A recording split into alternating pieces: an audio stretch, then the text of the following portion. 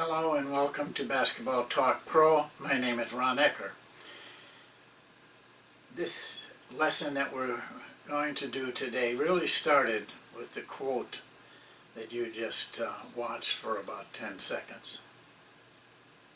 It was a very simple Sunday, and I put a video up, and Phil Jackson inked an email to me responding to that video, and he had about a paragraph that he wrote and said that I was free to use that quote, that paragraph, and I did. But the last sentence on that paragraph struck me and just really made me think about this profession we're in and how do coaches succeed. There seems to be something extra in some of them. And so I thought about all the things we've heard about Phil Jackson. What made him? You know, Kobe Bryant, Michael Jordan, Triangle, his mind games. We were all fools. We were looking at the wrong thing.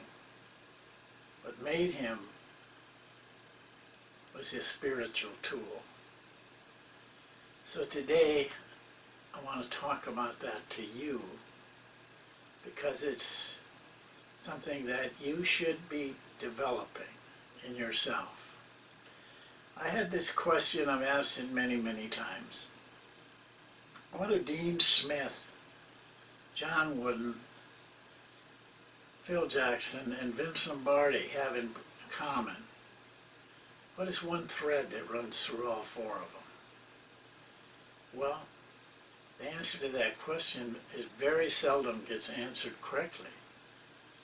But the answer is their spirituality. They all four had intense spirituality.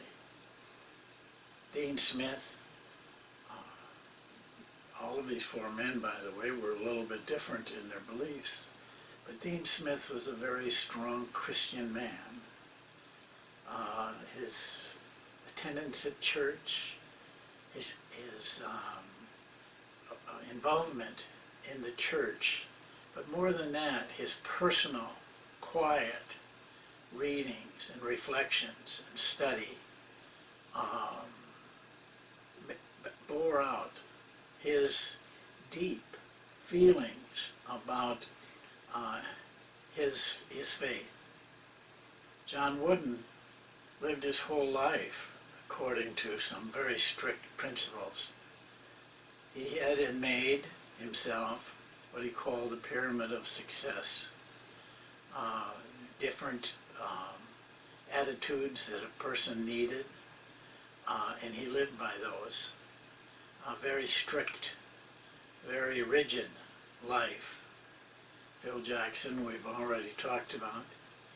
But you have to remember, his faith was a little different. Buddhism is a little different, and it's very mystical. But one of the things that you do in Zen Buddhism is you meditate. And not only meditate, but a thing called Zazen, which means you count your breaths for long periods of time. Very, very arduous. And Vince Lombardi probably has the strangest background, not strange, but a background that really stuck with him. He went to Fordham University. It's a Jesuit college in New York City. It was really founded a long time ago by a man called Ignatius of Loyola. Well, one of the professors that Lombardi attended regularly and consistently was a professor by the name of Cox, who built his course around the lessons of Ignatius of Loyola. Ignatius of Loyola had a 4-week course, so to speak, a course of exercises that he put people through. Very, very rigorous. Most of us would never hold up to it. Lombardi did. And he went on to become a man that drove his players relentlessly to succeed, day after day, never letting up. But he loved his players. This was his love for his players. Read anything, any of his quotes, and you can't help but feel it. And the players loved him. As much as he was a driver, the players loved him. When he died, the remarks of the players, all of them, was just something to hear. So there's where I feel the thread between them. Yeah, maybe they did other things differently. None of them had the same offense. None of them had the same approach to their sport. But they did have spirituality. And for some of you, this is going to be hard, because you think that this requires a belief in what we call God. It's interesting that Alcoholics Anonymous, which is an organization that I am in awe of, they're a tremendous organization. They have no government, no one runs them, but they have saved the lives of thousands and thousands of people. My son was an alcoholic, so I know that organization. And I worked for 2 or 3 years with John Lucas, who you all know. John Lucas hardly ever missed an AA meeting.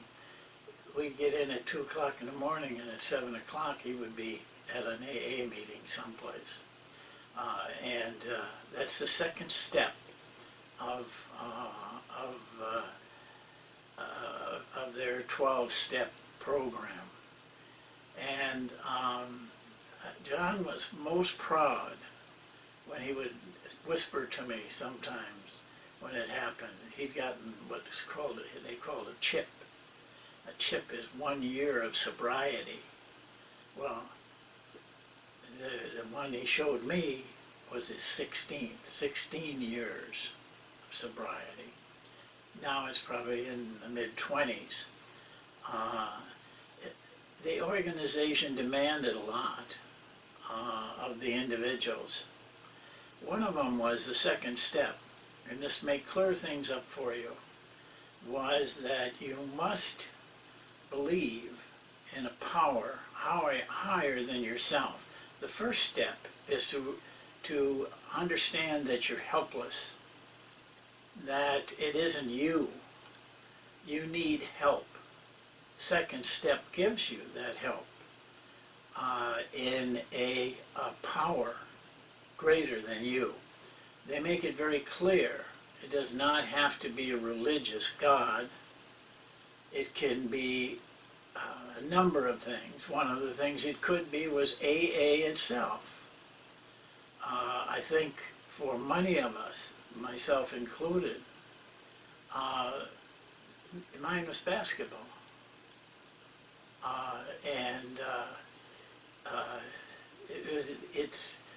So you can find your own power, but you have to believe in something.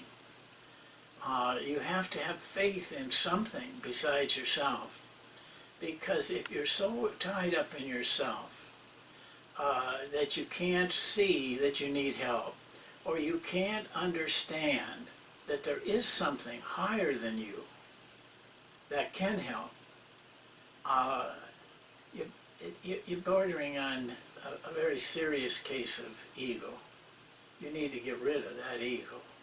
That's the idea of the first 2 steps. So why do I want to talk to you about all of this? Well, I think that I don't care whether you're going to be a doctor or a lawyer or electrician, or whatever you choose to be. I'm hoping that what you choose to be is coaching basketball, because we need people in our profession that have certain qualities.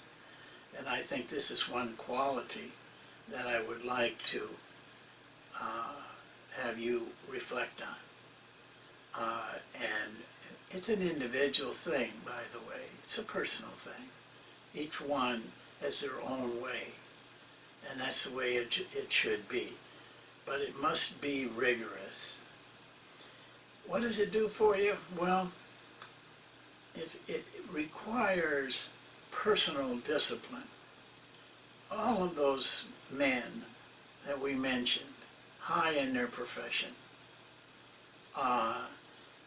in order to follow their faith, required a lot of personal discipline, and it will for you too. And you need to understand that there's certain things, certain type of discipline that you need to have with your quest. One of the things that it has to be ritual. There has to be a ritual. There has to be a way that you have to adhere to certain dogma. It can be, in the case of Buddhism, which I'm most acquainted with, you have to sit a certain way. You have to get ready a certain way. You have to breathe a certain way. It's a ritual to it. You just can't sit down and do it. You can, but you won't gain if you follow the ritual. The ritual is discipline. When you can do that for years and years, you have disciplined yourself in a very, very intense way. And the second thing, it must require effort. You have to put something into this. You just can't go to church Sunday morning, sit and listen, walk out, and forget everything you said there. You have to get involved in that church if that's what you choose. You have to be part of it. You have to do the things that they require.